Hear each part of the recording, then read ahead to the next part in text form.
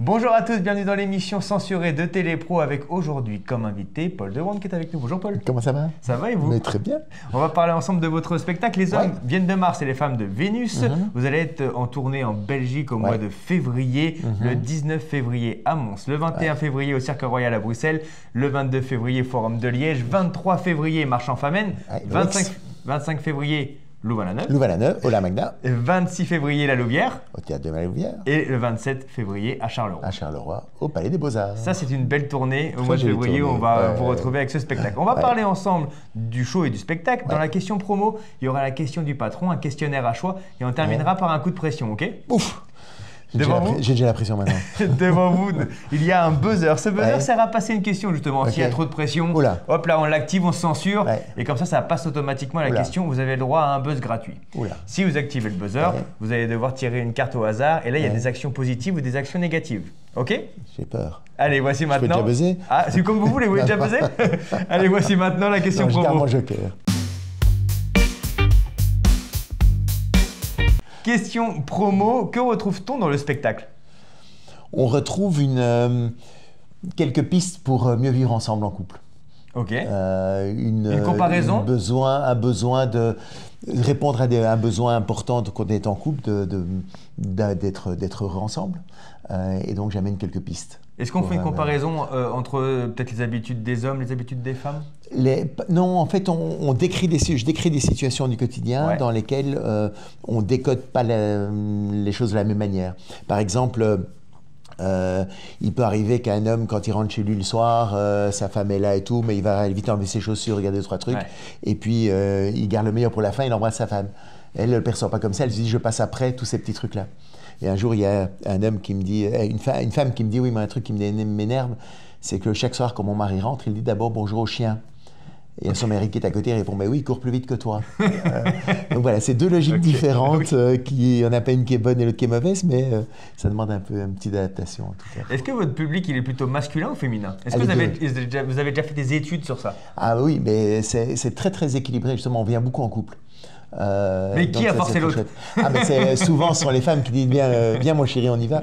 Et c'est pour ça que je suis passé au spectacle, parce qu'avant je faisais des conférences. Et les conférences, souvent, les mecs ne sont pas très intéressés par les conférences, surtout sur le couple. Ça veut dire que j'ai un problème. Non, moi j'ai pas de problème. Donc vas-y toute seule, tu me raconteras, moi je regarde le foot. Et, alors qu'un spectacle, c'est une soirée qu'on fait ensemble à deux et tout ça. Donc c'est plus facile d'emmener un homme au spectacle. Est-ce que vous avez des problèmes dans votre couple? Non, moi tout va bien. Moi. Tout va bien? Ben oui. Non, mais alors il y a des hauts et des bas comme dans toute relation évidemment et tout ça, mais tout ça non, tout ça est très très utile à comprendre pour avoir une relation un petit peu plus harmonieuse, équilibrée. Oui. Le manque de compréhension, est-ce que c'est le défaut de notre société? Ça peut être un des défauts, il y en a plein d'autres, mais en fait l'incompréhension vient surtout de la méconnaissance qu'on a de chacun. On pense que l'autre devrait réagir comme on aurait réagi dans les mêmes circonstances. Et donc on juge très facile, on juge l'autre à l'aune de ce que l'on ferait nous dans les mêmes situations.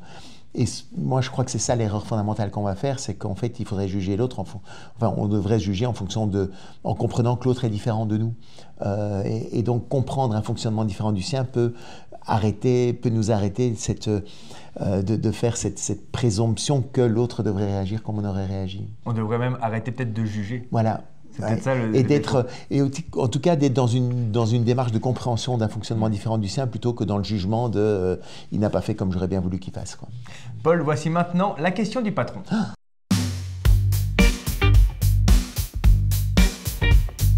Le patron de Télépro a une question pour vous. La voici. Quelle différence faites-vous dans le rapport homme-femme entre aujourd'hui et vos débuts?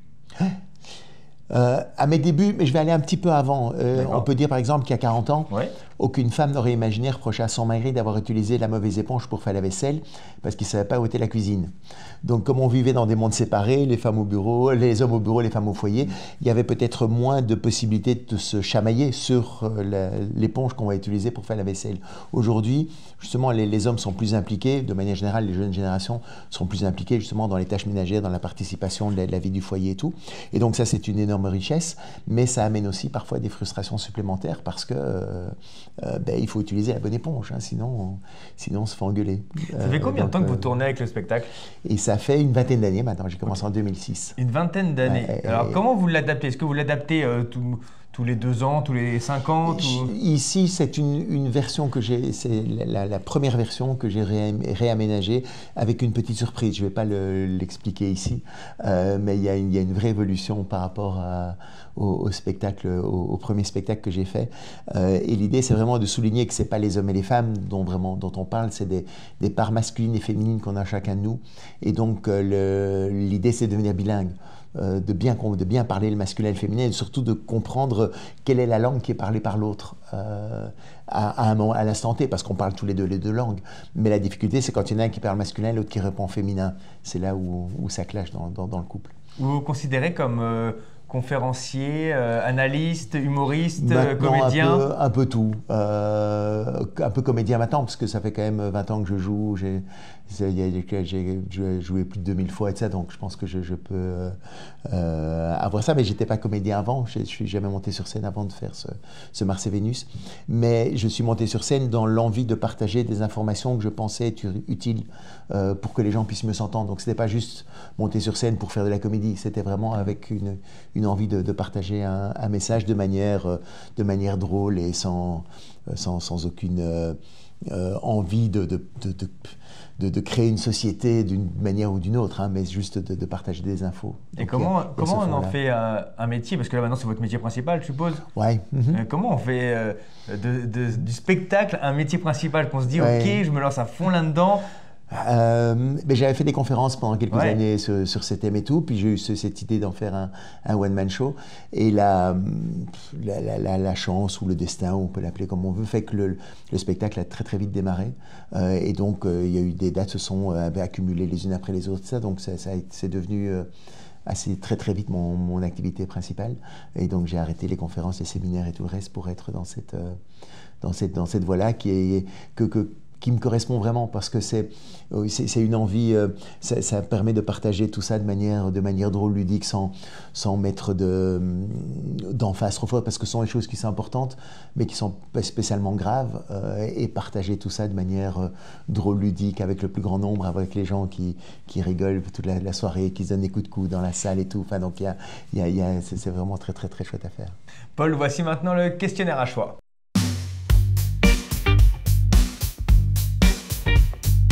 Je vais vous donner des noms ou des mots, vous allez me dire ce que ça évoque pour vous. D'accord. Okay. Si je vous dis la blouse blanche. Ah oui, mais ça évoque moi. Ouais.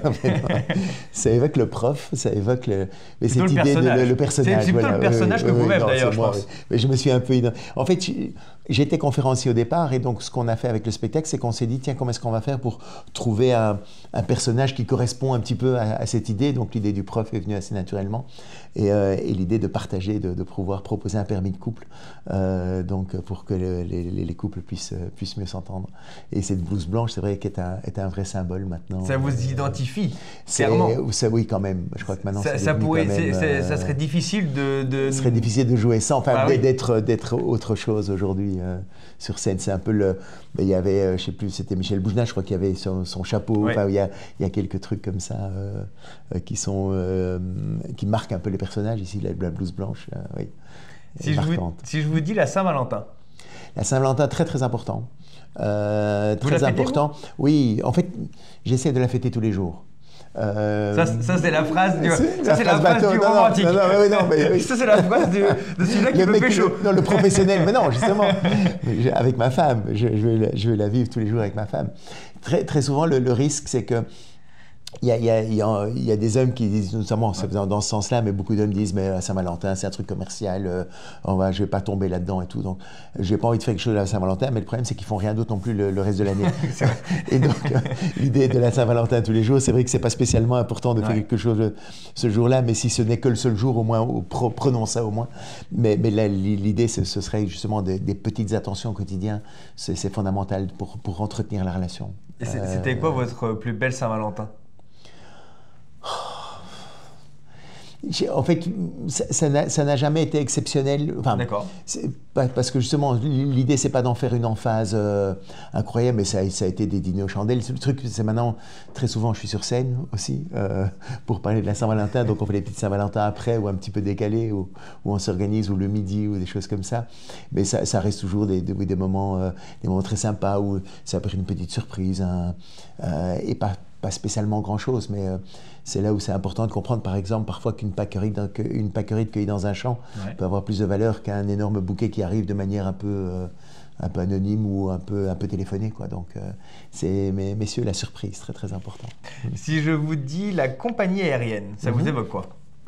Ça évoque les voyages, hein. Et ça évoque une première vie, ma première vie après mes études à Louvain. J'étais dans un projet de créer, on l'a fait, d'une compagnie aérienne à Bierzet. Donc on était les premiers à faire des vols réguliers au départ de Liège vers Paris, Londres, Nice, différentes destinations. Donc très belle aventure. On avait 3 avions, une cinquantaine de personnes et tout. Et puis malheureusement la crise du Golfe en 91. Et donc là, énorme crise dans le transport aérien, tous les gens ont peur de prendre l'avion, donc il y a vraiment eu une grosse cassure. Et j'ai pas pu surmonter ça, mais la vie fait que peut-être c'était peut-être une chance pour moi, parce que ça m'a amené vers Mars et Vénus. Mais vous avez eu combien de vies? C'est vrai que c'est assez incroyable, les métiers très différents, ça n'a rien à voir avec le métier d'aujourd'hui. Est-ce que vous avez fait quoi d'autre dans votre vie, à part ce que vous venez d'expliquer? J'ai écrit des livres. J'ai écrit des livres, et puis j'ai toujours un côté un peu entrepreneurial, donc je suis dans différents projets. Il y en a un, c'est avec un copain qui a lancé ça, mais ça m'intéresse, sur le bruxisme. C'est quoi? C'est le bruxisme, les gens qui serrent les mâchoires la nuit, et donc il y en a qui vont jusqu'à se casser les dents. Et donc on met des gouttières pour essayer d'amortir le choc, mais ça ne réduit pas. Et donc on a inventé un appareil qui permet de détecter quand le bruxisme commence, et ça a des ondes qui vont relâcher la mâchoire. Ah oui, alors là on est encore dans un autre univers. Rien à voir, voilà. Donc j'adore. Là c'est le côté chef d'entreprise. Oui, côté entrepreneurial. J'aime beaucoup En fait, je suis très très intéressé par l'évolution de la société, comment faire aujourd'hui justement avec le réchauffement climatique. Enfin, ce sont toutes des questions qui sont importantes pour moi. Et j'avais écrit un bouquin qui s'appelle La parabole du kayakiste il y a 2 ans, qui explique un peu ces enjeux-là. Et le fait pour moi aujourd'hui, ce qui est très important, c'est de retrouver en fait le socle de cette confiance en soi pour découvrir ce qui est important pour nous, ce qui a du sens, et puis de prendre le risque d'aller vers ce qui a du sens pour soi, plutôt que de se baser sur un emploi, sur la sécurité d'un emploi qui n'existe plus aujourd'hui. C'était la manière dont on construisait sa vie il y a 30 ans, il y a 30, 40, 50 ans, mais maintenant ça devient plus dangereux de faire ça. Si je vous dis la fidélité? La fidélité, c'est moi aussi, ça. Ah oui, c'est pas ce qu'on a dit. Je l'annonce. On m'a pas dit ça, moi. Je le cache bien, mais c'est une valeur qui est importante pour moi, en tout, en amitié aussi. Moi, c'est quelque chose, c'est dire, ok, je peux compter sur cette personne-là. Je pense qu'on a un intérêt, c'est pas tellement le fait de tromper ou de pas tromper. Enfin, pour moi, c'est surtout le fait de mentir. En fait, je suis très sensible aux mensonges, parce que mes parents sont séparés à ma naissance, mais jusqu'à l'âge de 13 ans, ils ne me l'ont pas dit. En fait, j'ai lu cette interview dans laquelle vous racontez cette enfance, et je me suis dit, mais comment ils ont fait pour le cacher? Mais mon père venait le samedi après-midi à la maison, il passait quelques heures et puis il repartait travailler. Et la semaine, non? Et la semaine, non. Et vous n'avez jamais posé de question à 9-10 ans, pourquoi il n'était pas là? Parce qu'il travaille trop loin et il ne peut pas rentrer tous les soirs. Et comme on me l'a dit depuis mon enfant, je crois que les enfants sont programmés à croire leurs parents. Et voilà, et j'ai vécu dans cette illusion-là. Et donc, comment ça se passe quand on l'apprend? Mais il y a une partie de moi en fait qui voyait bien qu'à un moment donné j'ai quand même commencé, mais je voyais que j'avais pas le droit de poser des questions, donc en fait j'étais en conflit entre ce qu'on me disait et l'intuition qui était au fond de moi-même, que j'étais obligé d'enfuir un peu. Et donc cette sensibilité par rapport justement aux mensonges et tout ça fait que pour moi la fidélité est une valeur qui est importante. Et derrière, quand on apprend que pendant 13 ans, on vous a caché la vérité, est-ce qu'il y a un moment donné où on s'éloigne des parents? Non, non, parce que non. Il y a une explication, une discussion à 3? Non, jamais. Jamais? Ma mère m'a juste dit, maintenant, ouais, en fait, je t'ai dit ça, mais j'avais pas envie de lui en parler vraiment. Puis j'avais un peu, à un moment donné, j'avais un peu plus ou moins perçu. Puis la vie était comme ça. Je me suis rapproché de mon père quand même aussi. Mais il était là aux occasions aussi, aux communions, et des trucs comme ça, au mariage et tout. Donc, il était présent sans être présent. C'était assez particulier. Je sais que ma mère a fait ça pour nous protéger, en disant ce qu'ils ne savent pas, ça ne peut pas les perturber. Moi, j'y crois pas. Enfin, je comprends le principe, j'adhère pas à l'idée, mais je comprends le principe qu'on puisse faire ça. Est-ce que vous avez, ça a été à un moment donné, compris? j'étais un peu en colère, sûrement, oui, vis-à-vis de mes parents et tout ça, mais c'est tout le travail personnel aussi, justement, par rapport à mon évolution de vie. C'est aussi important de mettre un peu d'ordre dans tout ça pour pardonner. Ouais. Est-ce que vous avez compris pourquoi et la raison de ce divorce, du coup? Est-ce que vous avez cherché à comprendre les raisons de pourquoi ils étaient pourquoi séparés? Séparés, oui, oui. Ben, je pense que tout enfant...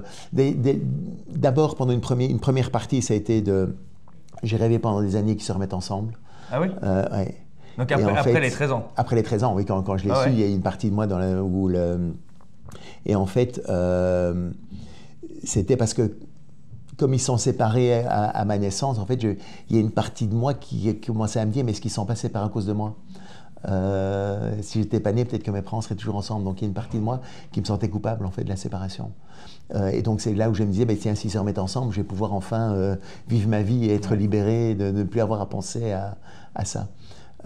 Donc ça, c'était un premier processus. Puis le deuxième processus, ça a été d'accepter la séparation et de continuer ma vie aussi, de construire ma vie. Mais ça a une influence énorme. Enfin, j'ai fait Mars et Vénus, c'est pas par hasard non plus. Oui, c'est la vie qui m'a rattrapé. Puis voilà, c'est la vie qui veut ça. Puis, mais je suis ravi de partager tout ça quand même encore sur scène et tout. C'est des choses qui sont importantes pour moi et que je vois qui résonnent encore vous beaucoup dans la société. Vous n'avez plus la culpabilité aujourd'hui? Non, non. Vous l'avez plus? Non, pas du tout.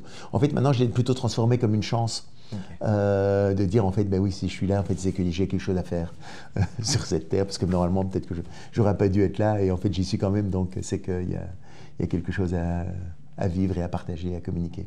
Paul, voici maintenant le coup de pression.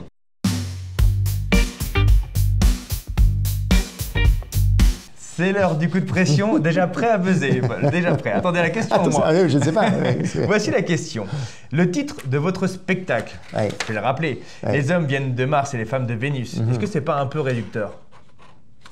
Non, évidemment.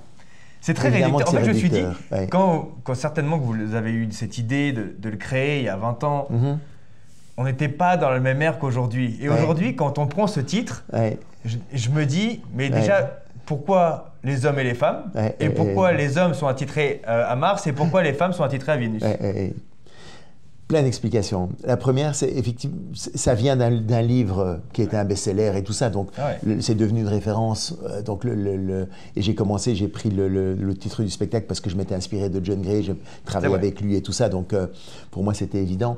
Évidemment qu'il y a un côté, c'est ça aussi la force d'un titre. C'est pas un journaliste qu'il faut le dire, c'est que parfois il faut aller chercher une punchline pour attirer l'attention. Mais évidemment que c'est pas les hommes et les femmes, c'est les parts masculines et féminines qui sont en chacun de nous. Donc ça, on le découvre au fil dans le bouquin déjà un petit peu, mais vraiment dans le spectacle, c'est vraiment ça que je veux partager. C'est pas les hommes et les femmes. Et pourquoi Mars et Vénus? On peut imaginer que c'est le dieu de la guerre et toutes ces caricatures-là. En fait, non, ça vient tout simplement de... John Gray a eu cette idée-là parce que c'était il était à une conférence maintenant il y a 40 ans, 30 ans, et il parlait, il dit, imaginez que votre mari, c'est E.T., parce que c'était E.T. qui venait de sortir, le film E.T. C'est un extraterrestre, imaginez qu'il vient de Mars, quoi, comme ça. Enfin, c'est l'idée de l'extraterrestre qui est partie, c'est pas du tout de l'analogie qu'on veut mettre de la guerre ou de l'amour, quoi. Est-ce que vous avez pensé peut-être à changer de titre ou alors à mettre un vice-versa ou à le modifier? À un moment donné, je pense, le bouche à oreille est tellement fort par rapport à ce spectacle que les gens connaissent ou ont entendu parler, donc ne sont plus accrochés. Enfin, on est accroché au titre, on connaît, mais on sait ce qu'il y a aussi. Enfin, je crois. ce qu'il y a derrière. Et il y a beaucoup de gens qui sont un peu réticents au départ, peut-être justement en disant c'est un peu, ouais, c'est quoi les hommes et les femmes. Moi, j'ai été dans cet esprit-là. Et puis, une fois que je l'ai entendu, j'ai bien compris que c'était au-delà de ça. Et donc, je le dépasse. Mais j'aime bien le clin d'œil quand même. On parle souvent de caricature. Moi, j'aime bien la caricature. Mais la caricature, pour moi, c'est l'exagération d'un trait existant. Mais le trait existe. Sinon, ce n'est pas une caricature. Donc, dire qu'une caricature n'est pas fausse.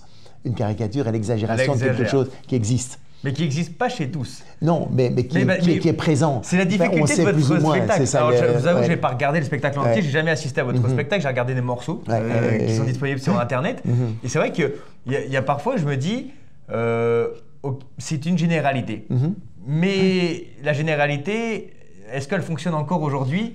Je me pose vraiment la question de me dire, parfois, alors effectivement, ça peut être très malin, très drôle, on peut se reconnaître, mais je me reconnais plus à travers ce que la société avait peut-être dit il y a 10-15 ans qu'à travers, ma personne. Je ne sais pas si j'arrive à me faire comprendre, mais en gros, je me suis vraiment dit, on est peut-être encore dans un truc d'il y a 20 ans, quoi.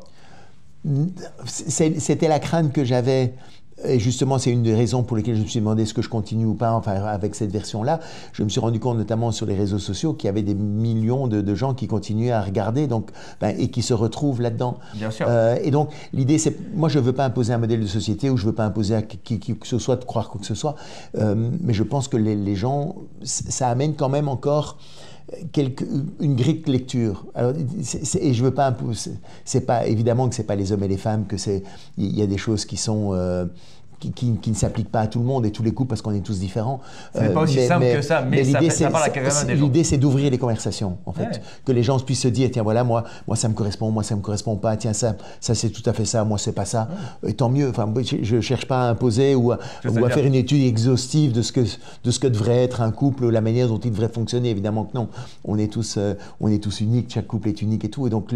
Et l'idée, évidemment, qu'il y a des exemples plus anciens de ce que vous avez vu sur Internet, ça, qui ne sont pas justement, que j'ai gommé, justement, c'est toute la version 2.0, c'est de remettre une mise à jour un peu plus en fonction des exemples de la vie du quotidien ainsi, qui a évolué. Mais moi, je suis encore, enfin, c'est ça qui est incroyable, c'est que des générations viennent voir, les parents et les enfants viennent voir ça ensemble et ils se retrouvent quand même globalement, alors évidemment avec des nuances, hein, mais sur le fond, ça reste encore assez actuel. Je suis le premier surpris, hein, mais on n'évolue pas aussi vite qu'on l'imagine quand même si évidemment il y a des choses qui bougent.